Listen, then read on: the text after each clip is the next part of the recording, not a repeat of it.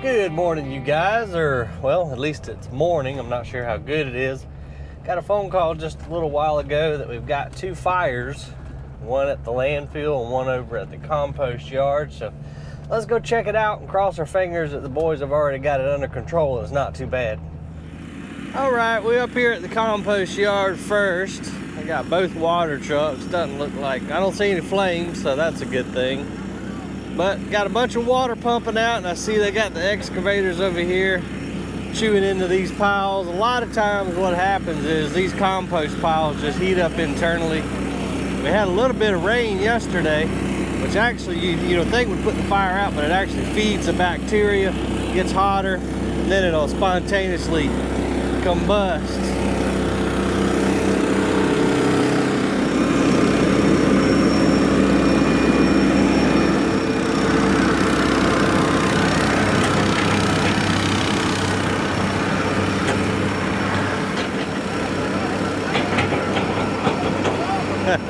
Sam trying to squirt us with the hose.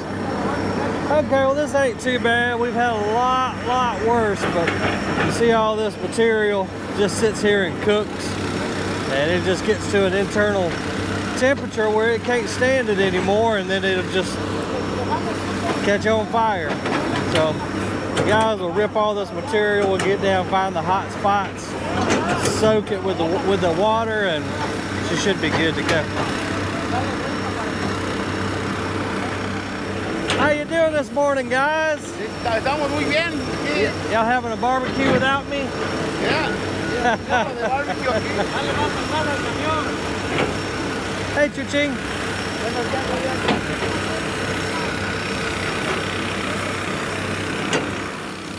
Sam, you got it under control this morning, Bubba? I was here before anybody else got here. I was working on it. You always are. I have to do what I can do, but Brandon came in and saved the day. Did he? Yeah. Was it in flames? Oh, God. I guess y'all couldn't smell it because it was all blowing back that way. Yeah. I guess, I mean, and it was rip roaring. It was rip roaring. I said, oh, Lord, I guess I better go to pump some water. Yeah. Well, it looks like y'all back got it. I mean, yeah, it's under good. Yeah, I mean, I can feel the heat coming up from underneath my feet, though. It has been working. Oh, yeah. We got one in the landfill, too. I see Antonio up there. That's what somebody said. I was like, I'm wanting to fire. I don't see no smoke. I think it was on the I-20 side. I'm going to ride around there in a minute. Check it out. Yeah, I kind of feel obligated, so I come on over here and grab my hose. Well, I appreciate you, Bubba. Play the fire, man. Yep. What you got them three down there doing? Was that one? Brandon, that one right there? I ain't that one there. That one there is waiting on me. I'm just messing with you. I think they're just gonna have some water over here. Yeah. Today. Now, every time we have a fire, it seems like the pine bark is the culprit right here, and you can see how it's still smoldering, but that pine bark just starts decomposing, and you've got, these piles are pretty sizable too, so you've got all that pressure, that weight, and the material wants to naturally decompose, and it does it with the bacteria. The bacteria breaks it down, but the bacteria also gives off heat, which cooks the compost. So it's a necessary element to get the compost sterile and to kill any weed seeds and any of the bad stuff, pathogens, that type of stuff. But what happens is if it doesn't get turned often enough, then it just gets to crazy temperatures, then it spikes, and then it just spontaneously combusts. So what we're talking about doing is just trying to flip these windrows more often. This is our stockpile material.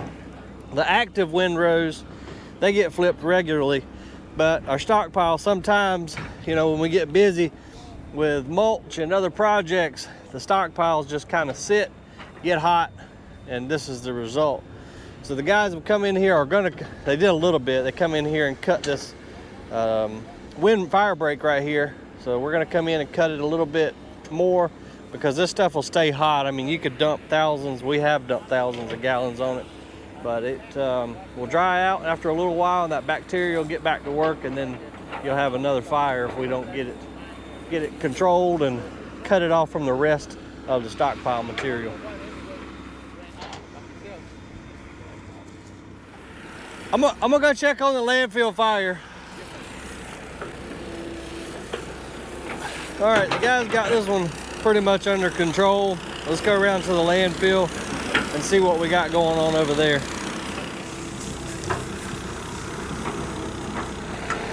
My main man, Jesus. I'm gonna go check on the landfill. We gotta get us a new tank for that blue water truck that I just showed you guys. It's got a leak in it. It's just an old used one that we bought, and we tried to repair it, but you know, it won't hold water. So when the guys come in this morning, obviously, you know, the alert went out, hey, we've got a fire. Then we have to go fill that water truck up, get around here. That's 20 minutes of really valuable time. In 20 minutes, some of these fires can get out of control. So we're gonna buy us a new tank for that truck, and that way we can be sitting on go.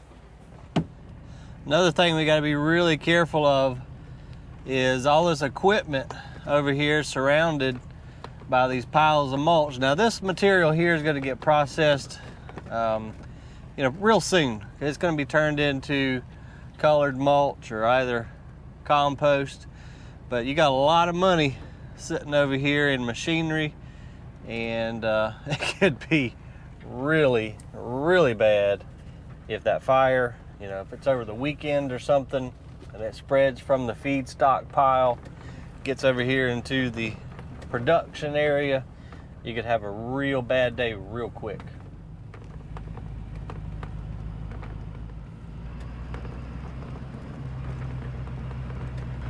And we got us another busy morning around here at the tipping floor of the landfill, which it just stays busy anymore, y'all.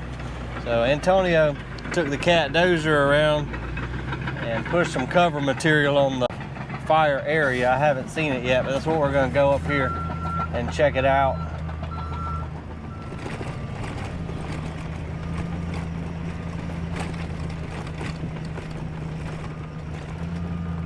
See if we can get up this hill here. We got a good bit of cover material up here. Thank goodness, if y'all remember, we stacked a good bit of dirt up here on this top section, so that helped out with the fire this morning, because we've already got the dirt up here to be able to push and smother it out. So thank goodness that the landfill was somewhat prepared by having this dirt up here, because you know, it could have been the perfect storm if you've got a fire raging over here at the landfill growing, you got one at the compost, then you're fighting two separate fires at the same time. So, you know, if once we get that new tank on the water truck, that'll set them in a you know, a prepared spot to deal with the emergency quickly. And if we keep cover dirt over here on the landfill, then we can jump on it too if a fire should pop up. So I'm glad that we had this material around here at the landfill. Now we just got to get us a new tank. You know, unfortunately, with the landfill and especially with the compost, fire is just part of it. You're taking all this waste material, you're cramming it into a tight spot, and nature takes over and tries to break this stuff down. So it's just something we've dealt with, and all landfills and all compost facilities deal with the same issues. I'm really glad that it's a Thursday morning and not usually, for whatever reason, just Murphy's Law. Friday night or late Saturday night, that's when the fire department will call, and then we got to come up here and fight it, you know, during the wee hours of the morning or on the weekend. There's always just seem to happen at the worst possible spot. But so you can see I-20 is right there. Augusta, Georgia's in that direction, and then Columbia, South Carolina is that way. And with all those eyes, and you've got this big mountain of trash over here, if a fire does spark, people see it from the highway and calls start pouring into the fire department. They're blowing my phone up, and then we have to get up here and get it under control real quick, or else we almost shut their phone systems down with all the phone calls coming in from the concerned passing motorists. And just while we're walking, just to keep y'all updated, we had the surveying company come out and go ahead and mark the bottom of the new cell. So we got to get in there and do a little bit of cut there. You can kind of, I can see, I don't know if you guys can see on the GoPro, but over in the distance, that's where we just were. I can see the water hoses going and a little bit of smoke still kicking from that fire. But let's walk over here. Rolando said it was on the Augusta side where we had this little fire. I don't see any smoke, which is a great thing, but I'm gonna assume that something probably had started breathing over here on the side slope. This is where Antonio has brought the dozer around and went ahead and pushed that covered dirt. So I think we're good over here. We'll walk down. Okay, I can smell it now, but I don't see any smoke. What you have to kind of do is just walk around and use your nose and your senses. I don't feel any heat right there, but I did catch a whiff of smoke. Let's see if we can, hopefully we ain't got another hot spot. What'll happen, you see you get these washouts, and you'll find a pocket, air will find a little pocket to get into. That material's down there just waiting for a little bit of oxygen. Once it gets it, and a lot of times it'll just burst right into a flame, and you'll have smoke pouring out of these holes on the side of the landfill. But I don't see anything, but I did catch a little whiff of some smoke a while ago. That's another thing, you know, you're on this big old open area up here, that wind comes getting it across here, and if it does find itself a little breather hole, it can sometimes just, it'll just spontaneously combust. Okay, I see it. Barely spotted. A little bit of smoke coming out right here. I don't know if you guys can see it or not. You gotta be careful walking around up here too. Yeah, it's breathing right here. I can feel the heat coming out, and there's a little bit of smoke coming out. I don't know if you guys can even see it. Oh yeah, it's hot. It's hot right there. See if I can get it where you guys can see the smoke coming out. I'm not sure if the cameras are capturing it or not. There's a very little bit of smoke coming out, but that's cooking down there. You can kind of see this bacteria stuff growing on the top because it's staying nice and humid and warm. But right here where this old metal pipe is, if we were to dig down, oh yeah, that's hot as crap right there. So only thing you can do, unfortunately, is just smother it. So I'll mark this spot with some paint, and probably got enough dirt up top where we can take the dozer and just push it right on down. Don't have to cover it up much, but we just got to stop that oxygen from getting down in there. And I doubt this will ever develop into anything because we've already got good cover. But you can kind of look for clues. Like, I'll bet you, since this bacteria and this wet spot right here, even though it's wet, you would think, okay, well, there's no way there's a fire. But just by looking at this bacteria growing on top, that tells me it's warm. And I stick my finger down in there, and I do feel heat. So we've just got to get some more dirt over here on the side slope, put another cap, cut that oxygen off. And here's another spot just down a little bit.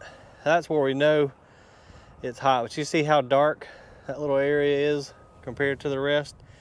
That's just from internal heat causing that. I don't know if it's bacteria or algae, to tell you the truth, but those warm conditions underneath are what's promoting that algae or bacteria growth. So that's telling me we've got a hot spot right here underneath all this soil. I'll walk down just a little bit further, and hopefully y'all can see those darker areas. So I think this whole hillside right here is hot underneath. I think we're pretty good over here. Nothing's got to be done immediately, but I will go get with Antonio, bring him around here and show him that hot spot, just so we can go ahead and do like we did here and just put another cap of soil on it, and it'll be good to go as long as we don't have any more washouts and nowhere for the fire to catch that little breath of air and erupt into flames. We've got a few little other areas over here. You can kind of see this cracking in the side slope, and it's getting pretty windy right now, but we got a little bit of heat coming out. I saw just a few little puffs of smoke, so I think what I'm gonna do is come up here this weekend and just take and move some of this material around, see if we can't go ahead and at least cover up some of these cracks, because anywhere oxygen can get in, you know, get that, give a little breath of air to that fire, it's always going to stay hot. So all these cracks in here, so the plan is come around here, get some more material on it, just like what Antonio did this morning, and then go ahead and call the hydro seeding guys, have them come in and get this thing seeded so that we can stop this erosion and hopefully just put out anything that's hot underneath.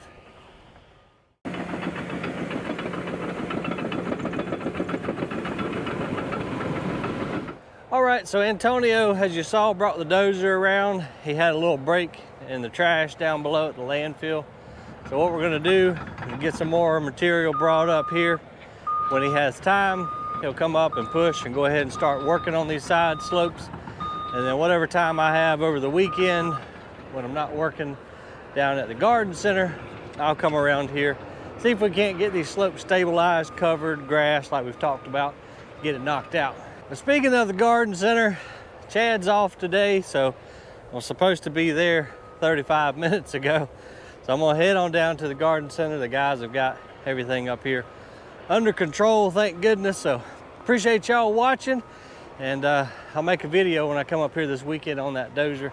We'll hang out together, but I appreciate you very much. Have a great day. See you on the next video.